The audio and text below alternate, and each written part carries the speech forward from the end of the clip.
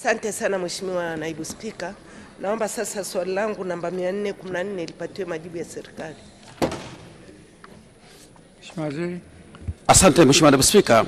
Serikali kwa kushirikiana na wadau na wabia mbalimbali wa maendeleo imeendelea kufanya jitihada za kuwapatia wahitimu vifaa vya kazi na mitaji midogo kwa ajili ya kuwawezesha kujiajiri kwa kufanya shughuli mbalimbali za uzalishaji kulingana na ujuzi waliopata. Mheshimiwa Naibu Spika, katika kipindi cha kuanzia Julai 2021 hadi sasa jumla ya wahitimu 587 wakiwemo wanawake 57 wamepatiwa vitendea kazi yani startup kit kupitia programu za mafunzo zinazoendeshwa kupitia mradi wa kukuza ajira na ujuzi kwa maendeleo.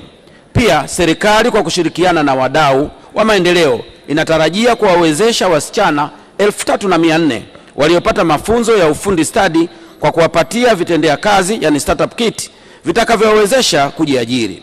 Aidha, serikali inatoa rai kwa vijana kutumia fursa ya mikopo ya 10% inayotolewa na mamlaka ya serikali za mitaa kutoka kwenye mapato ya serikali ili kupata mitaji itakayowezesha kujiajiri nchini. Nakushukuru sana Mheshimiwa Naibu Spika.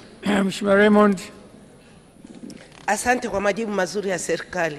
Swali la kwanza.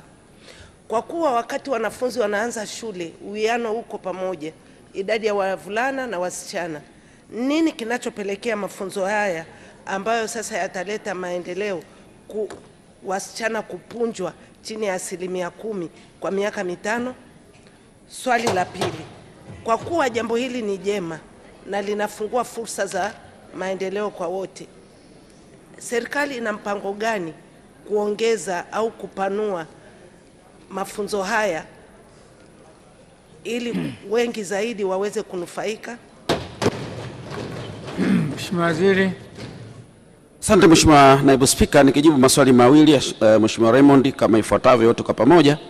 Mheshimiwa Naibu Spika, utaratibu wa mafunzo tukimaliza ule mzunguko wa elimu ya lazima huku juu tunakokuja ni lazima vijana wetu waweze kufanya application au waweze kufanya maombi.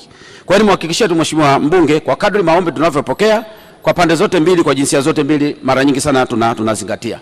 Lakini nadhani swali lake la msingi sana kwamba idadi hii ya wanafunzi 57 walionufaika ni ndogo, lakini nimhakikishie tu Mheshimiwa Mbunge kwamba hizi startup kit tulitoa kwa mara ya kwanza mwaka 2024 na tulikuwa tunaanza kama serikali. Kwa hiyo awamu inayokuja sasa 2025 26 idadi imeongezeka kama nilivyozungumza hapa kwamba itafikia 3400 na tutakuwa tunaongeza idadi hiyo kwa kadri ya upatikanaji wa rasilimali fedha. Nakushukuru sana Mheshimiwa Naibu Spika.